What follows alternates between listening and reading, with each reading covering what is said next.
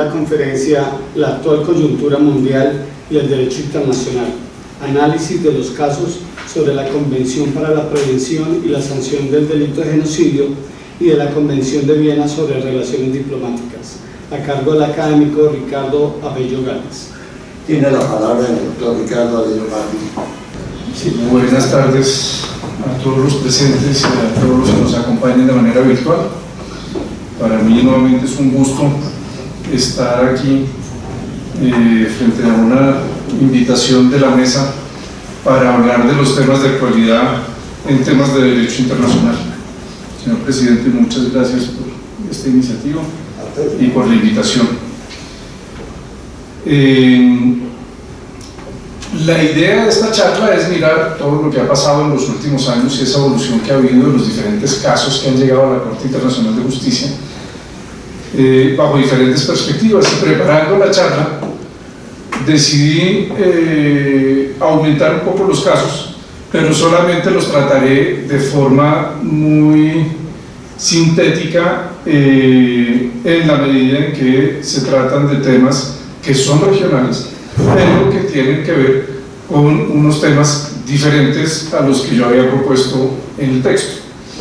Y entonces empezaré por ellos dentro de esos casos que han llegado a la Corte Internacional de Justicia en los últimos años.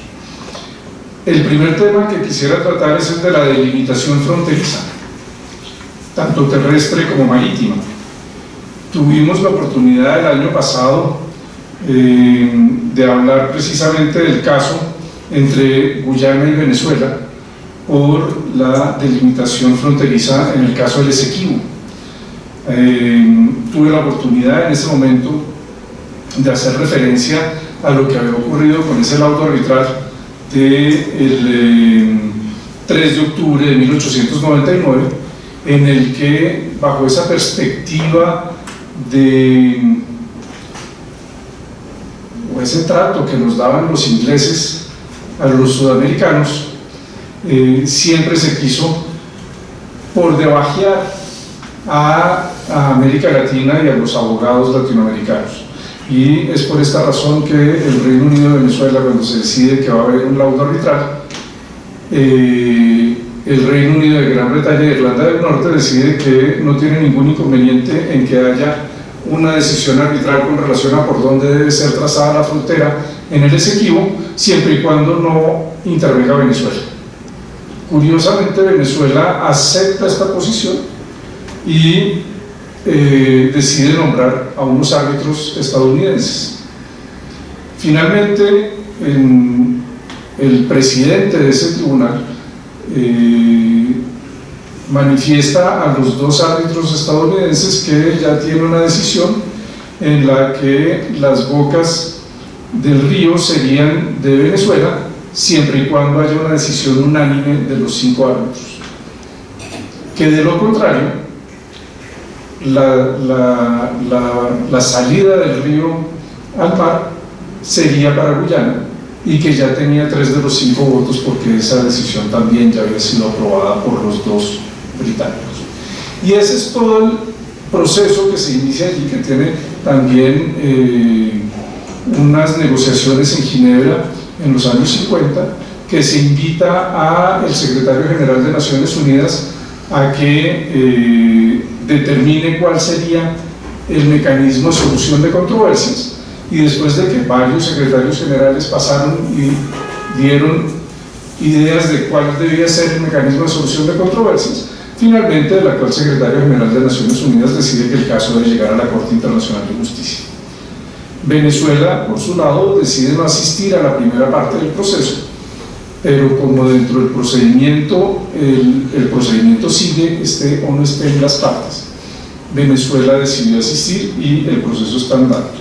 Esta demanda fue presentada el 29 de marzo del año 2018 por el Estado de Guyana contra Venezuela.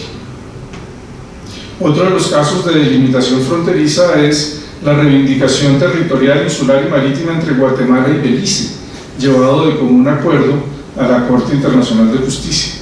Este caso fue notificado por Guatemala a la Corte Internacional de Justicia el 22 de agosto del año 2018 y Lo mismo hizo Belice el 7 de junio del año 2019. Entonces ahí tenemos otro proceso para determinar la frontera tanto terrestre, insular y la parte marítima también, en donde hay ese diferendo entre los dos estados, pero insisto, este caso fue llevado de mutuo acuerdo por las partes a la Corte. Y un tercer caso es el de la soberanía sobre los cayos de Zapodilla. Belice demandó a Honduras, demanda presentada el 16 de noviembre del año 2022. En la demanda que presenta Belice en este caso, afirma que desde el siglo XIX los cayos de Zapodilla hacen parte del territorio de Belice, desde su creación, después de la colonia de la Honduras británica y desde 1981 del Estado Independiente de Belice. El demandante sostiene que, de acuerdo con el derecho internacional, Belice tiene la soberanía sobre los cayos de Zapodilla y que la reivindicación de Honduras, que incluyó en su constitución política, y por esto me parece que es importante hacer referencia a ello, el hecho de que Honduras haya incluido que esos cayos son suyos en su constitución.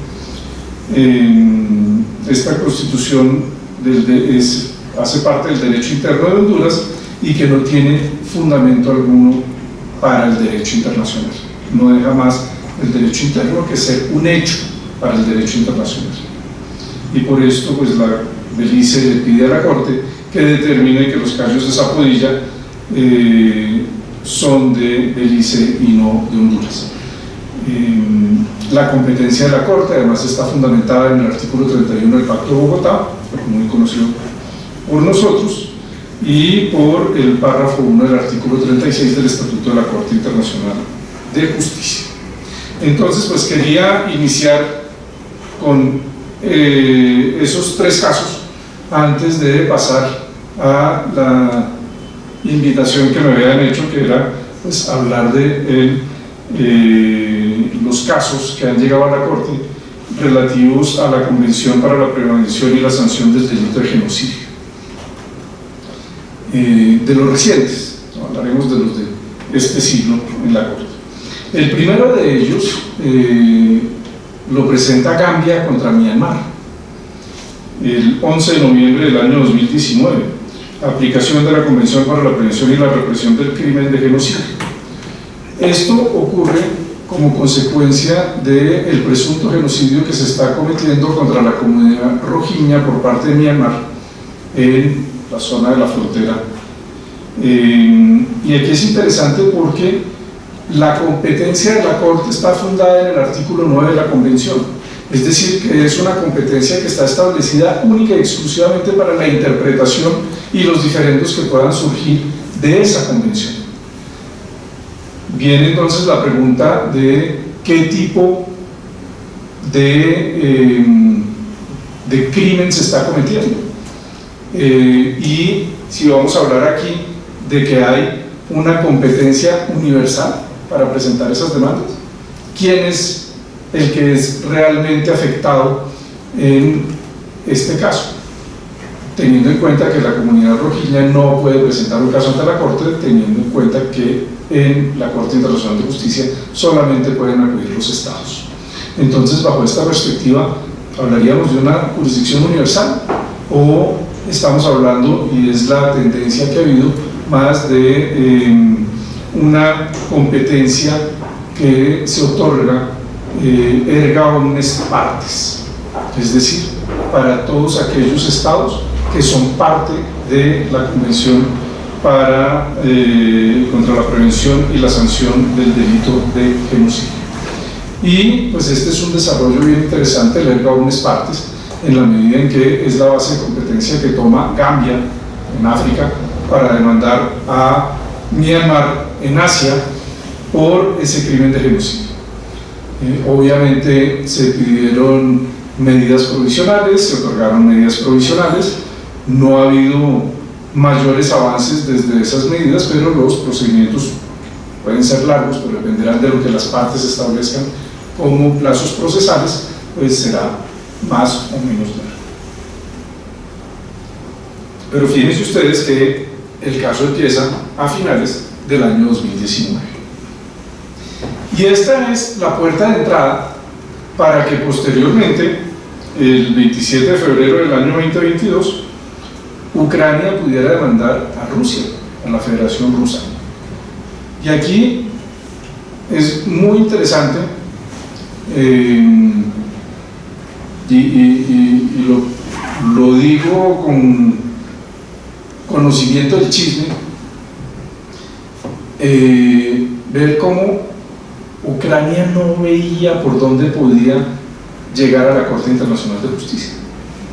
No había una forma de hacerlo, porque ni Rusia acepta la competencia de la Corte Internacional de Justicia, y en consecuencia, bajo esa perspectiva, no hay una base de competencia que permita que haya esa demanda contra la Federación Rusa. Una noche, uno de los abogados de Ucrania estaba en su casa en París tranquilo, oyendo el discurso de Putin, el famoso discurso de Putin de 3 días antes, por ahí del 24-25 de febrero del año 2022. Y es Putin el que hace referencia al genocidio. Y es ahí donde esta persona, quien me lo contó cómo habían sucedido los hechos, dice: ahí encontré la fórmula para que Ucrania pudiera demandar a Rusia. Entonces es muy curioso, porque Rusia no está cometiendo, la demanda no es sobre un eventual genocidio cometido por la Federación Rusa en Ucrania. La demanda está presentada, y miren el título: alegaciones de genocidio a la luz de la Convención para la Prevención y la Sanción del Delito de Genocidio. Es decir, que es una demanda que es presentada para determinar si Ucrania ha cometido un crimen de genocidio contra la población rusa que está en el Donbass. Entonces, que era la acusación que estaba haciendo Putin con relación a Ucrania, y que es uno de los argumentos que tiene para poder entrar, y es: yo tengo una población rusa que está en Ucrania, una región donde se habla ruso, y además, bajo esa perspectiva, yo tengo que protegerlos y por eso puedo entrar.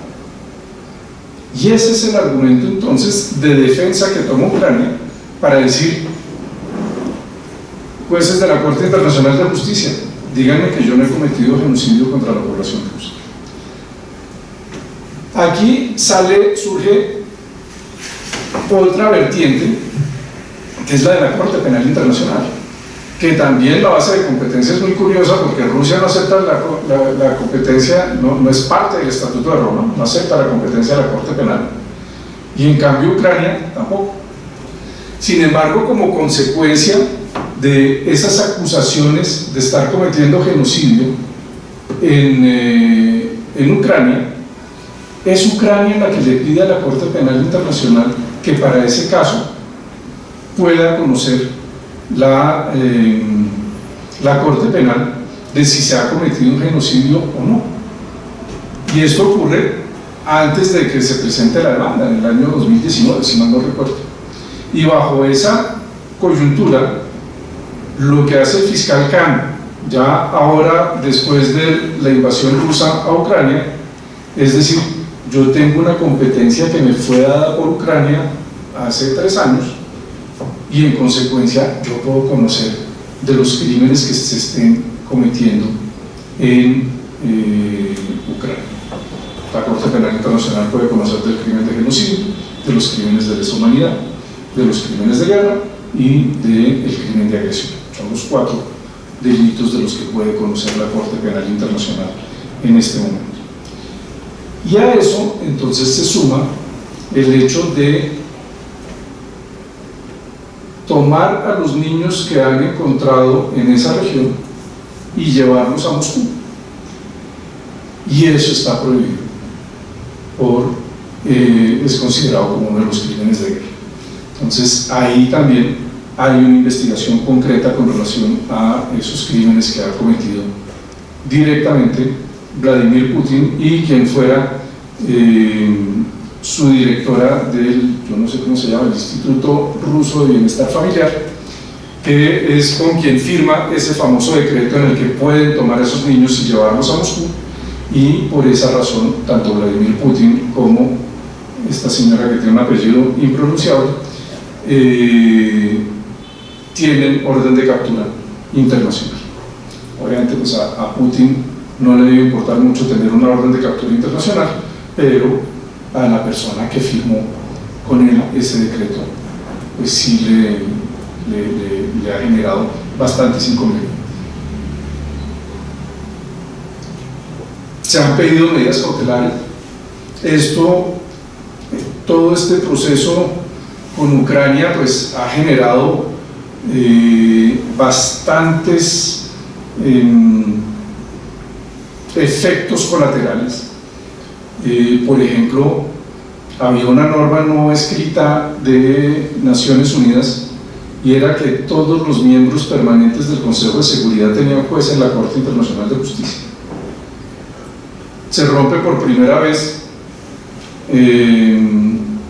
cuando el juez Greenwood no es elegido y sale elegido el juez Bandari de la India, que terminó siendo un enfrentamiento de la excolonia con el Reino Unido, en el que obviamente pues al Reino Unido y especialmente a Greenwood se le sumaron varios temas como el Brexit, como la opinión consultiva sobre Chagos y la posición que tuvieron él y el juez francés en el famoso 8-8 de las excepciones preliminares entre Nicaragua y Colombia del caso sobre plataforma continental extendida.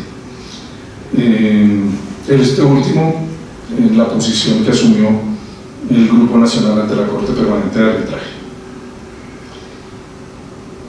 Posteriormente, con el mismo argumento, y vean que también el nombre es muy similar, aplica al primero, al de Gambia contra Myanmar, viene una tercera demanda sobre la aplicación de la Convención para la Prevención y la Represión del Crimen de Genocidio en la Banda de Gaza.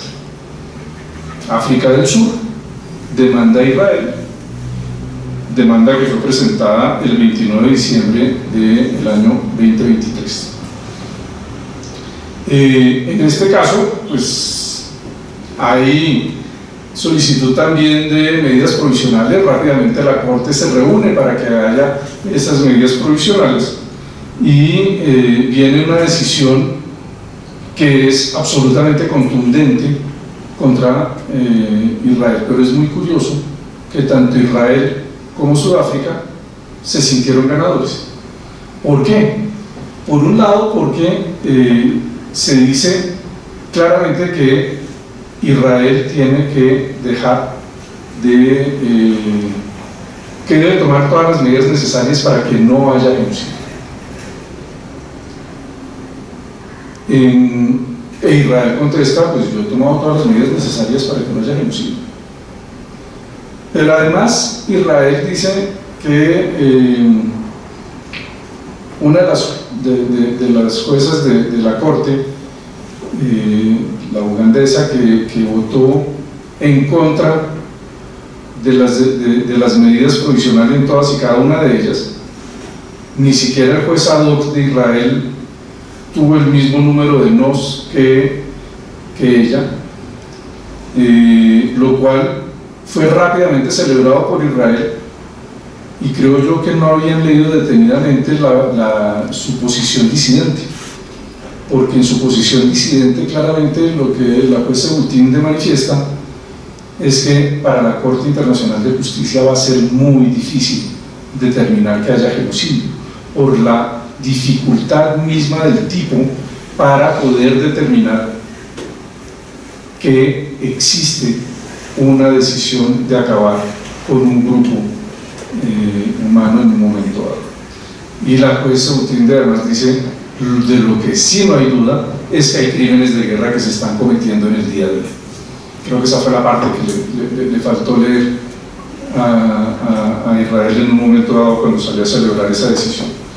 Entonces vean la dificultad, porque la dificultad es con relación al crimen de genocidio. Poder determinar que hay genocidio. No hay la más mínima duda hoy en día de que se están cometiendo crímenes de guerra. El problema es que la Corte Internacional de Justicia no tiene competencia para determinar sobre crímenes de guerra. Entonces ahí hay una dificultad también para que la Corte pueda determinar la existencia de un genocidio.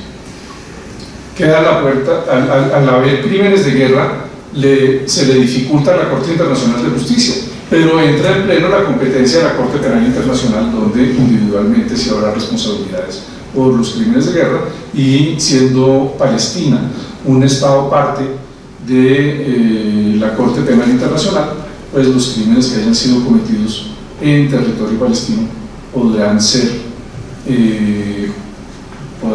podrá conocer la CPI de estos crímenes. ¿Cuál es la dificultad?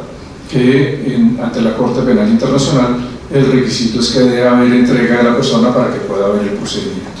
Entonces, mientras no haya la entrega, no se podrá iniciar ningún tipo de proceso contra ese individuo o contra esa persona. Ha habido otros casos que tienen que ver con la región. Uno, también una decisión del gobierno Trump en su momento, que fue trasladar la embajada de los Estados Unidos a Jerusalén. El Estado de Palestina decide denunciar a Estados Unidos y esa demanda fue presentada el 28 de septiembre del año 2018 y esa sigue avanzando en sus procedimientos. Y hay otro caso sobre las presuntas violaciones a ciertas obligaciones internacionales relativas al territorio palestino ocupado, que fue presentada esa demanda el 1 de marzo del año 2024. Esto es muy curiosa esta demanda porque Nicaragua demanda a Alemania. Nicaragua introduce esta demanda invocando que hay una falta, unas presuntas violaciones a las obligaciones que surgen de la Convención para la Prevención y Represión del Crimen de Genocidio y de los convenios de Ginebra de 1949 y sus protocolos adicionales, y considera que se trata de principios intransgredibles del derecho internacional humanitario y de otras normas del derecho internacional en general relativas al territorio palestino ocupado, en particular la Banda de Gaza. Aquí pues sería también importante precisar que como consecuencia de todo lo que ha ocurrido en Nicaragua en los últimos años, entre otros hechos, está la protesta del Reino de los Países Bajos por la detención y por las torturas que se están cometiendo contra la oposición en Nicaragua, y bajo esa perspectiva el gobierno nicaragüense optó por declarar persona non grata a la embajadora del Reino de los Países Bajos, razón por la cual hubo rompimiento de relaciones diplomáticas.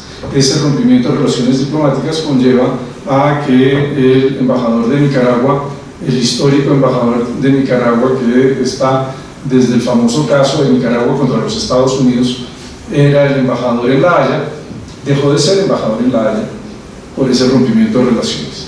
La única forma que él tiene para poder quedar como diplomático en los Países Bajos es teniendo siempre un proceso en la Corte Internacional de Justicia.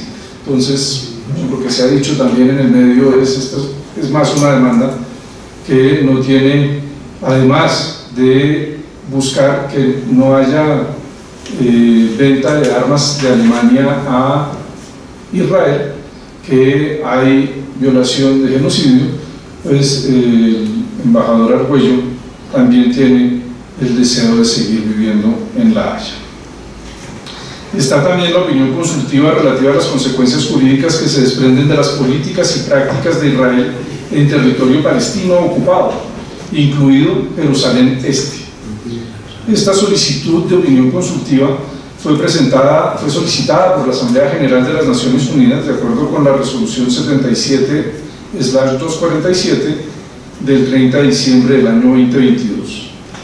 Y aquí, en las opiniones consultivas, pues se formulan preguntas a la Corte para que la resuelva. Hubo una masiva intervención de estados en esta opinión consultiva.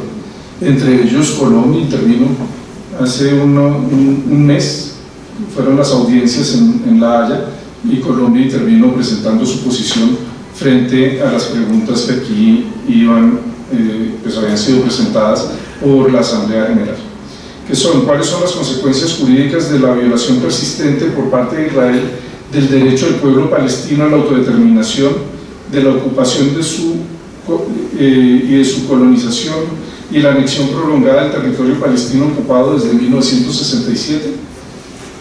Entre otras medidas que lleven a modificar la composición demográfica, el carácter del Estatuto de la Ciudad Santa de Jerusalén y de la adopción por parte de Israel de leyes y medidas discriminatorias contra el pueblo palestino.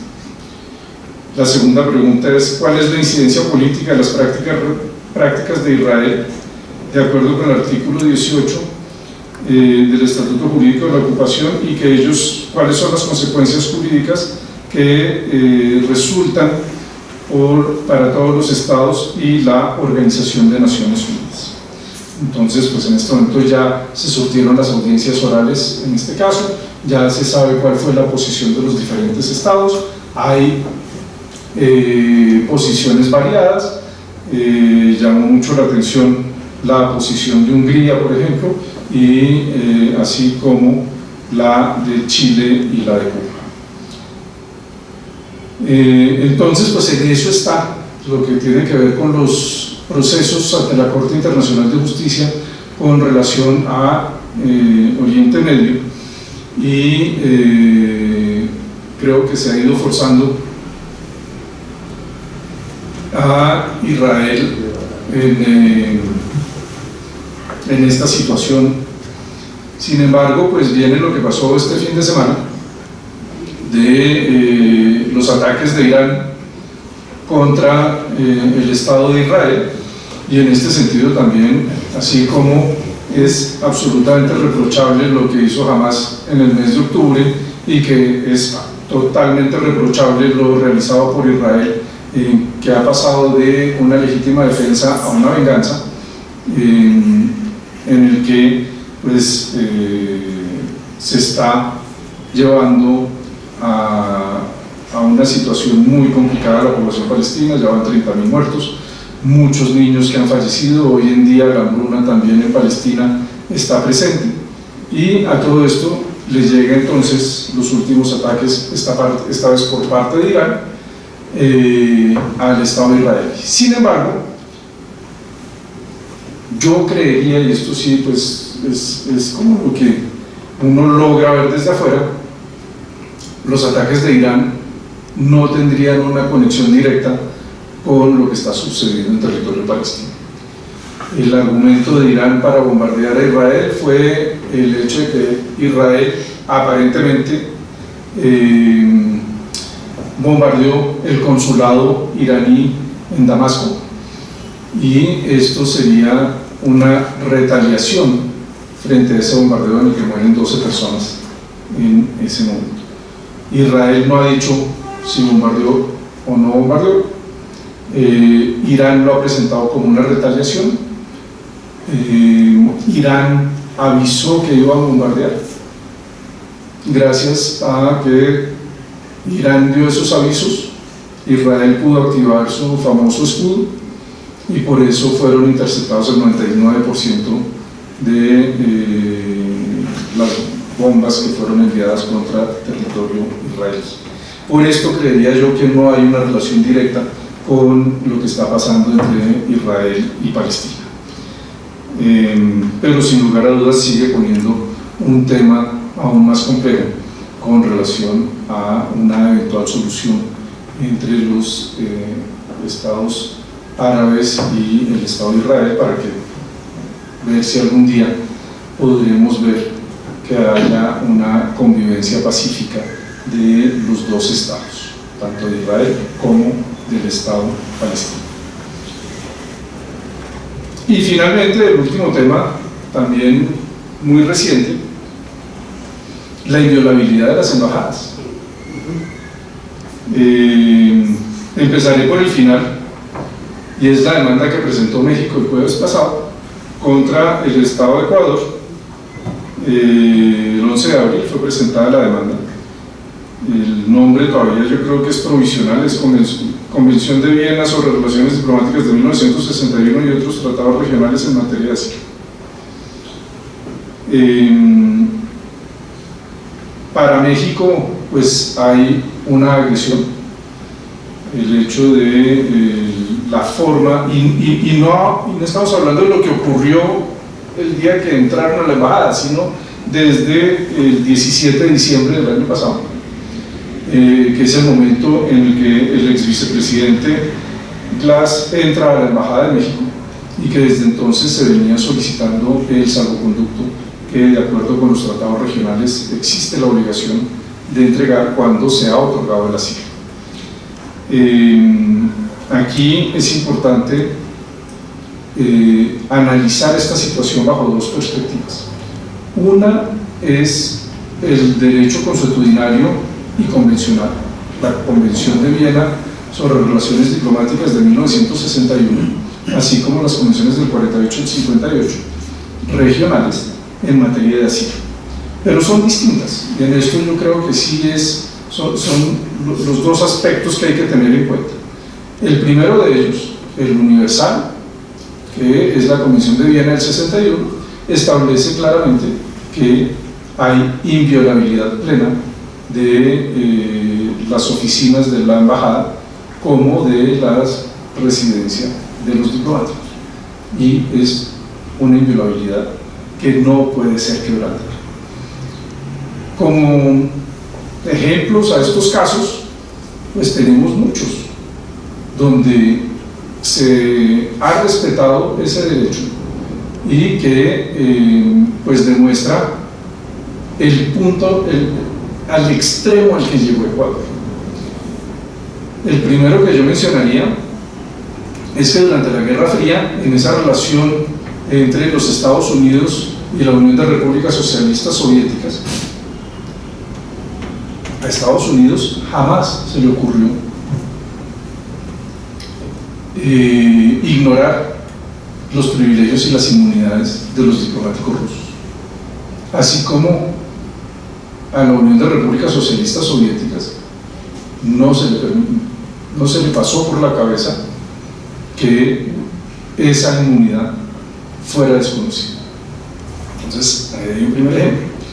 Pero si queremos un ejemplo más regional, ni a Pinochet ni a Videla se le ocurrió meterse en una embajada,